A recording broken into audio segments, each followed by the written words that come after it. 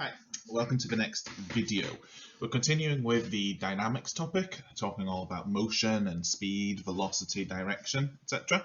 And what we're going to be looking at today is something called vectors and scalars. Okay, you may have heard of these words before, maybe not. Okay, but vectors and scalars are ways of splitting up quantities. Okay, so everything we measure is either a vector or a scalar. Okay, and we need to know the difference between them. It's quite a common multiple choice question to be asked which of these are vectors and which are scalars. Okay, so a scalar quantity has magnitude, that just means size only. Okay, it means all we care about is the size of it. So for example, time is a scalar quantity because you just have an amount of seconds and that's all that matters. Okay, whereas a vector quantity has a size and also a direction. Okay, so for vectors, it's not just important how big it is, it's also important what direction it's happening in. Okay, so for example, distance is the total distance you've traveled, no matter in what direction or what route you've taken. And so if you go out for a run, the distance would be how far you've actually gone. Maybe you were using a pedometer or something to measure it, but that would be the distance, and that's a scalar quantity because it's just a size. Okay, whereas displacement, that's the length measured from the starting point to the finishing point, just in a straight line, like as the crow flies. Okay, and it needs a direction. Okay, and so that means displacement is a vector. Okay, so you can think of displacement as basically where you finish compared to where you started. Okay, so if you ran straight forward for 100 meters and then turned right for 100 meters, your distance would be 200 meters. Okay, but your displacement would be the distance, the shortest distance between where you started and where you ended. Okay, quite a common example for the displacement is, say for example, you're going around a running track. So you might do one lap of a track and your distance you've covered was 400 meters. Okay, but your displacement would be 0 meters because you've ended up in the same place you started. So compared to where you started, you've not moved anywhere. Okay, so we look at this example here.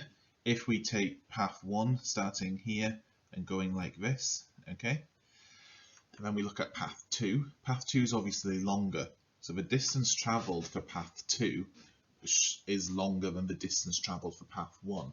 However, they both have the same displacement because they both started in the same place and ended up in the same place.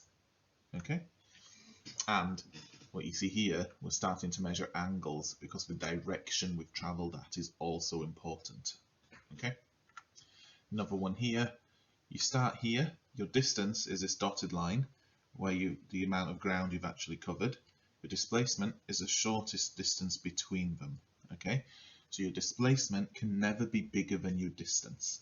Okay, it'll always either be smaller or the same if you just ran in a straight line. But any examples or questions you'll have to do, your displacement will be smaller than your distance. So let's look at some examples then of what things are vectors and what are scalars. Okay, so we know distance is a scalar, and so is speed. Okay, so speed, we already know how to define speed.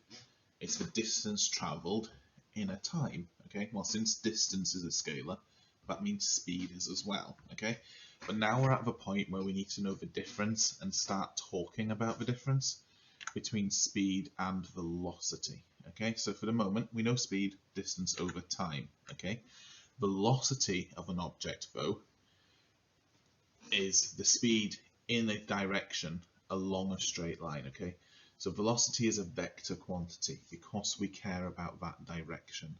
Okay, and that means our formula to actually work out velocity, okay, velocity is your displacement divided by your time. Okay, and just like you'd have to give a direction for your displacement, you'd have to give a direction for your velocity as well. Okay, now this will make a bit more sense when we look at some worked examples at the end where we work out distance, displacement, and speed and velocity.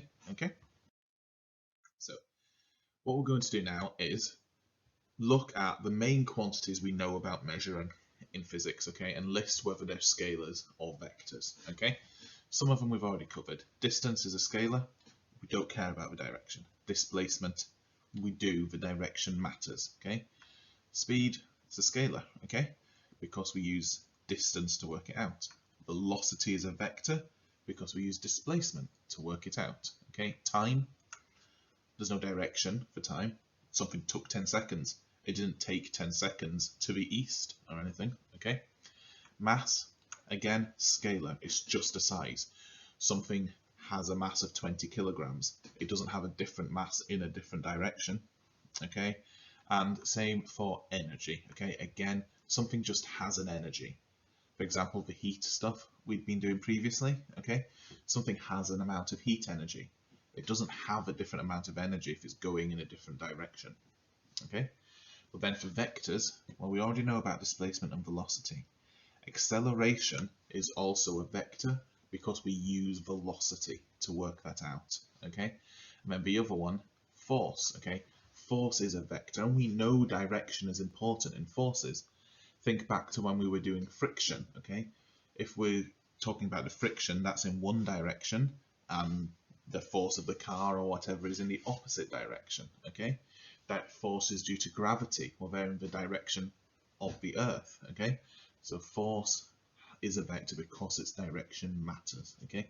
Now you need to know these, you need to know which ones are scalars and which ones are vectors, okay. They do sort of make sense, okay, if you think of it how I just explained there, think in your head, well, does it matter what direction these things happen in? If not, just memorize which is which, okay. Like I said, it's quite a common multiple choice question. So let's start thinking about direction of vectors. I've said direction is important, but what does that actually mean? Okay, well, if you get a question, it might say someone has run 100 meters to the east, okay. There you've got a direction, okay. But quite often, especially when you're giving your answers, what direction means is a compass bearing, okay. Hopefully by this point you're all familiar with bearings, okay. If not, it's something we can look over, okay. But a bearing then is something that's measured on a compass, okay. And so direction is measured from north, okay. So a compass will come up in a second and you'll see what I mean. But remember, your direction is always measured from north, okay, going clockwise around the compass, okay. So what that means is here we've got our compass, north at the top, then east, south, west. So it means whenever we're measuring a direction, we're measuring it from here, going around, okay. So obviously northeast, southeast, southwest, northwest. It's not just enough to say northeast or east, okay. We have to give accurate measurements, okay. So directly north as a bearing is 0, 0, 0 because you haven't gone anywhere from north. East is 0, 9, 0, okay, because that's 90 degrees, okay. So if you wanted to, you could draw a little right angle in there, okay, and that's 90 degrees. Due south, that's 180 degrees. Due west, it's 270, okay. But this idea of measuring from north is really important, okay. So let's say, for example, someone started here, okay, and they've run in this direction, okay. The way you'd measure that direction would be you're measuring the angle from north all the way round to here, okay, and that's their direction. Again, this will make sense hopefully when we look at some worked examples, okay. But to work out this direction, you also need to be comfortable with trigonometry, which again is something you should all have seen by now, but if you're not comfortable with it, it's something we can look at, okay. When you see a question in the exam on vectors and things, it will quite often say by scale drawing or otherwise work out the displacement and its direction, okay. Do not do a scale drawing, okay. We're not even going to cover how you would do that because it's not accurate enough. It ends up really messy and it takes ages. It's much quicker and guaranteed to be much more accurate to actually work it out. Okay, so that's what we mean by the direction of vectors. Okay, but we need to be able to combine them. Okay, like that thing I said right at the start, running north and then east or something, we need to combine these. Now, we might get some basic examples where we combine them in one dimension, and this is something we've already done. You just didn't know you were doing it, okay? And this is like our examples of forces, okay? So, let's say we've got a boat, it's traveling at 10 meters per second through a harbor, and then it emerges into the sea and heads due east, okay? Then the question is part A, if there is a 2 meter per second east to west current, what is the effective velocity? Okay. Later in the day, an identical boat traveling at the same speed repeats the journey, but this time the current's going in the opposite direction. What is the velocity of the second boat? Okay, so let's look at boat 1 first here. Okay, so boat 1 was going at 10 meters per second. Okay, but there was a current going the other way. Okay, at 2 meters per second. Now, if this was your questions on forces, remember, we'd work out the resultant force, which would be the 10, take away the 2, okay? It's the same here if you're adding vectors in one dimension, okay? The actual velocity would end up being 8 meters per second to the east, because that's the direction it said it was traveling in, okay? Now boat 2, again, that was going at 10 meters per second, but this time the current was in the same direction, so it's like we've got two forces going in the same direction here. So its actual velocity ends up being 12 meters per second east. Okay. Now, it's unlikely you'll get questions similar to this, but you need to know the concept. But hopefully it's familiar to you because it's how we've added forces before. What's more important though, and will guaranteed to be asked, is how you combine vectors in 2 dimensions. Okay, and that's what the worked examples I'm going to look at after this are on. Okay, but first, let's have a little think. If Dave is traveling 200 meters north and then 40 meters east, how do we draw this out? We always need to do a little sketch of our journey, okay, before it happens. Okay, there's Dave on his flying carpet, having fun. Okay, so he's gone 200 meters north, okay, and we're just going to draw north as being straight up, okay. So he started off here. I'm just going to draw a little thing on here. So he started off here, he's gone 200 meters north, and he's got to here. Okay. Next, he's going 40 meters east. So from where he finished here, he's going 40 meters to the east. Okay. We always draw vectors. What we say is tip to tail. Okay. So the tip of this vector is touching the tail of that vector, okay? And so it goes like this, from this one up to its tip, and then that touches the tail of that one, okay? So we always draw them tip to tail, okay? And then this is where he's actually gone, okay? So even though he started here and went this way, then went that way, what's actually happened is, just compared to where he started, he's just gone like this to get up there, okay? And that would be his displacement. Okay. Then if we join that start point to the end, it gives us our vector. Okay. And then we can look at working out its direction. Remember, its direction is going to be going from here, like how far round he has gone. Okay. So what I'm going to do now is get some paper out and do some worked examples showing this. Okay. So goodbye for now. So now we've learned about vectors and scalars, the differences and how to combine them, let's look at how we'd actually use them in a problem, okay? Because that's the next step. That's what we need to be able to do with them. Okay, so in this example, Sam runs 30 meters east and then 40 meters south. We want to work out what their distance was and then their displacement. Okay, so A, working out their distance, well, that's going to be nice and easy.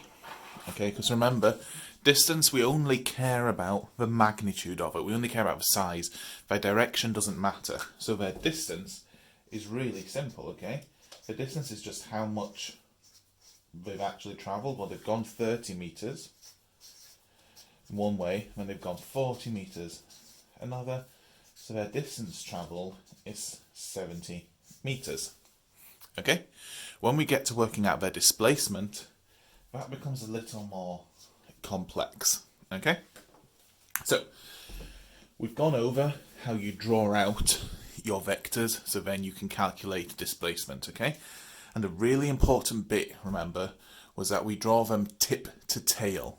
Okay, so we draw out one, and then from the tip of that, that's where the tail of the next one starts. So if this is where we started, or where Sam started, they've run 30 metres this way, okay, 30 metres east, which we'll say is this way, okay, then they've gone 40 metres south, so our next one has to start here at the tip and come down this way, 40 metres, okay, and we can see it's tip to tail, okay, now that's where they've run, okay, they've come along here and then gone that way, but the actual amount they've travelled is they've only gone like this amount, okay, so their displacement is this one here, okay, let's call that D, okay.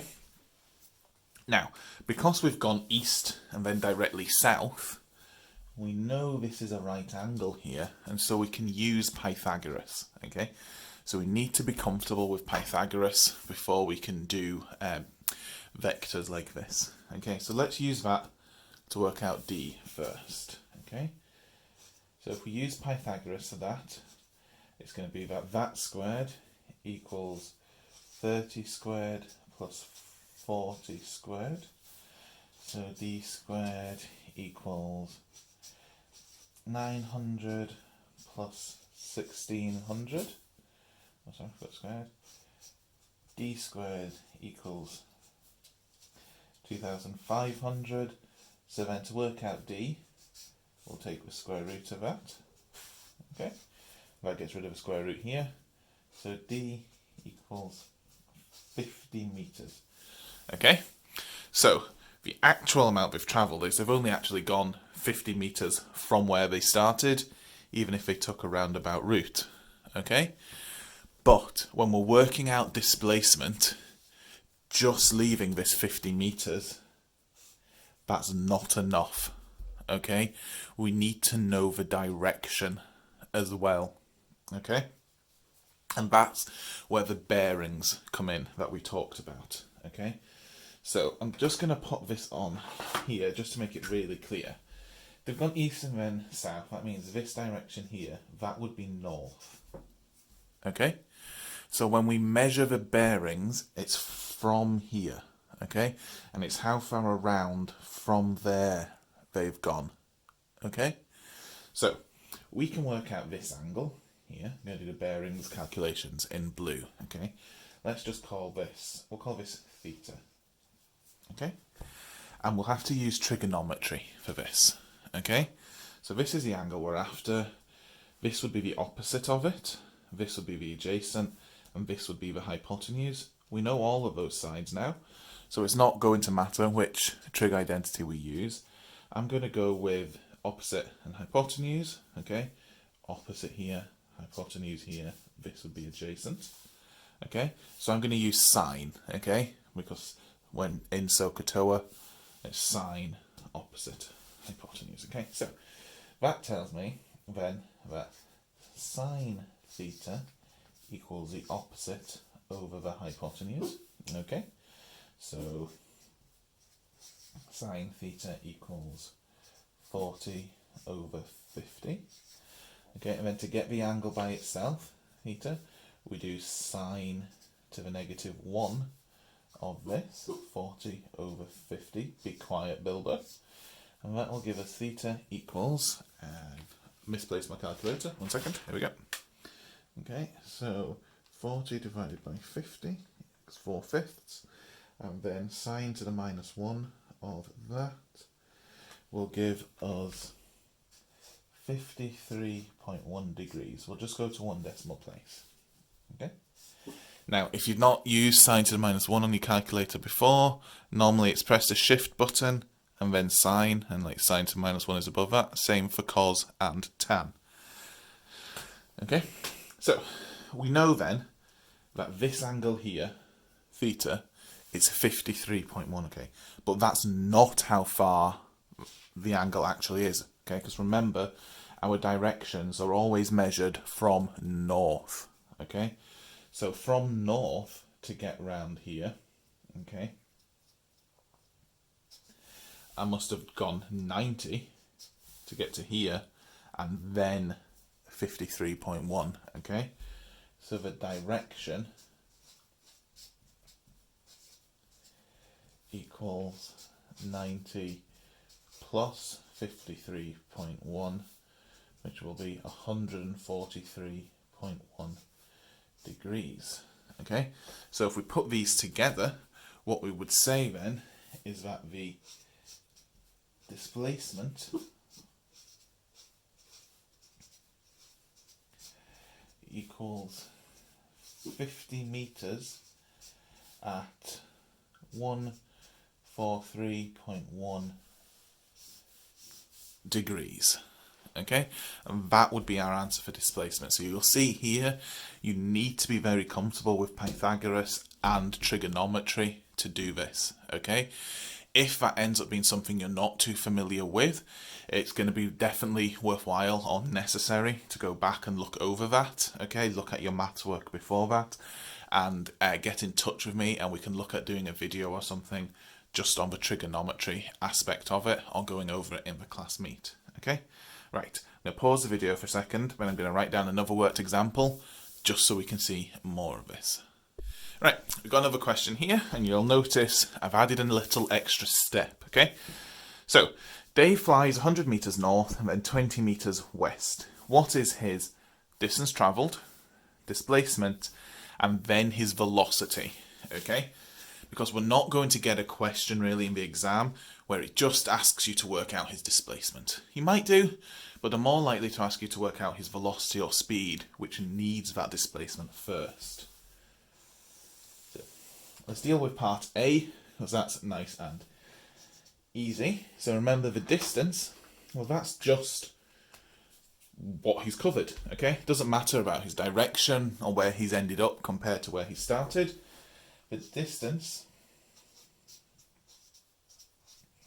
that's just 100 plus 20 equals 120 meters.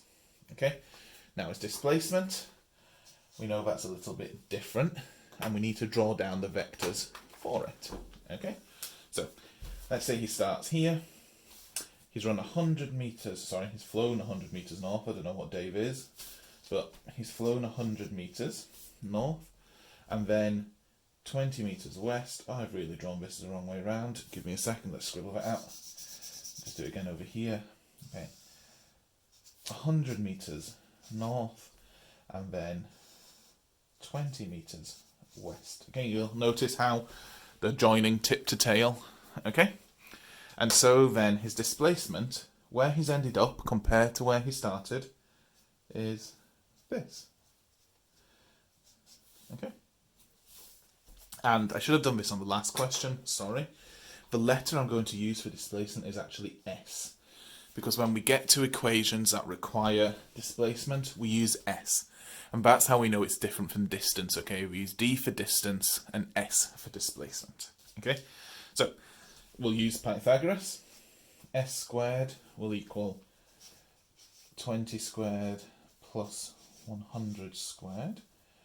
So S squared will equal 400 plus 10,000. 100 times 10, yep. So S squared equals 10,400. So S will equal the square root of 10,400. Sorry, just had to check something. So S equals 102 if we go to one decimal place. Okay, so 102 meters is this distance here. Okay, but remember, that's not the final answer. We need a direction as well. Okay, so this way is north, okay, and directions are always measured from north. So the direction of this displacement is all the way around this way, okay, because it's always measured from north. So how are we going to work out that? Okay, well, we can use trigonometry to work out this angle here, theta, and then can you see that if we take this angle away from 360, because that's what all the way round would be, that will give us this angle, will give us the bearing, okay? So let's work out theta, okay? And we'll use trigonometry again. This time, just to show you, you can use the different trig identities. I'm going to use tan, okay? Tan theta. And actually, I'd recommend you always use tan, because in these questions, okay, sorry, this is opposite, because it's opposite the angle we care about. Adjacent, because it's next to the angle we care about. And hypotenuse, because it's opposite the right angle. Tan is opposite over adjacent, okay, from your trig identities, okay? And you'll always know the opposite and the adjacent when you draw out your vector diagrams. You should also always know the hypotenuse, but you might have worked that out wrong, okay? And if you've made a little mistake there, you don't want to carry that through here. So if you go with tan, they'll always be the ones you were given, okay? So let's sub in then. Tan theta equals, opposite is 20 over 100. So theta of that equals tan to the negative 1, or the inverse tan we say, of 20 over 100. That's going to give us 20 divided by 100 is 0.2, obviously. So then we'll do tan to the minus 1, and so I'm pressing shift and then tan of 0.2. That gives me an angle of 11.3 degrees, okay? But that's just this bit here, okay? So the actual direction is going to be 360 take away 11.3, okay? Because that will give us this bit. So 360 take away 11.3. Do it in your head if you can. If you just want to be safe on your calculator, that gives you 348.7 degrees, okay? So we put these together, and then we say that the displacement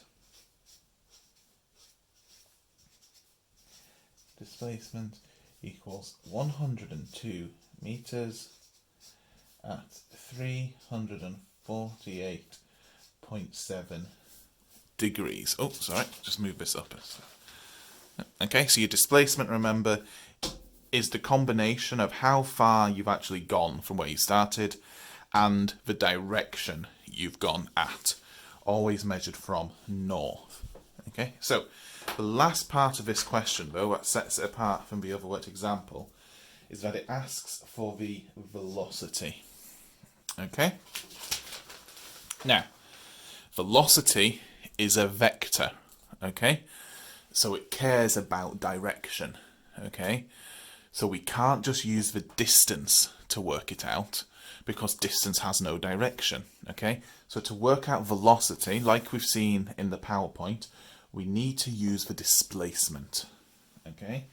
So our equation for displacement and velocity normally would be S equals VT, okay?